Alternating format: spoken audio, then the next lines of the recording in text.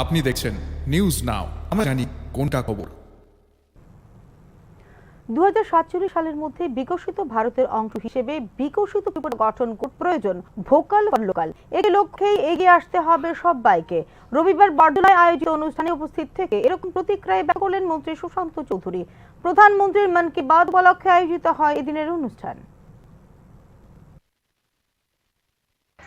গণেশ চতুর্থী চলছে, আমাদের বিভিন্ন উৎসব শুরু হয়ে গেছে জানেন। তারপরে আমাদের বিশ্বকর্মা পূজা, দুর্গা পূজা, লক্ষ্মী পূজা, দিওয়ালি, একের পরে পুজো পাবে। কিন্তু মোদীজি প্রত্যেকের কাছে আহ্বান রেখেছে যে উৎসব তখনই সুন্দর হবে যখন সত্যতা থাকবে, মন পবিত্র থাকবে।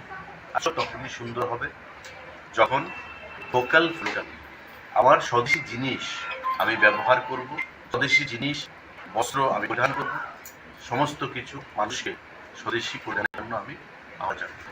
তখনই উৎসব আরো সুন্দর হবে, মনের স্বাদী আসবে এবং বিকশিত ভারত 2047 সালের মধ্যে ভারতকে বিকশিত করার যে অঙ্গীকার উনি রেখেছেন, ওনার নেতৃত্বে দেশে আমরা কাজ করছি এবং আমাদের রাজ্যে আমাদের মুখ্যমন্ত্রীর নেতৃত্বে আমরা কাজ করছি 2047-এর মধ্যে বিকশিত ভারত তৈরি করার লক্ষ্যে, পুরা তৈরি করার লক্ষ্যে। এটা একা কারোটা সম্ভব হবে না। প্রত্যেক ভারতবাসীকে, প্রত্যেক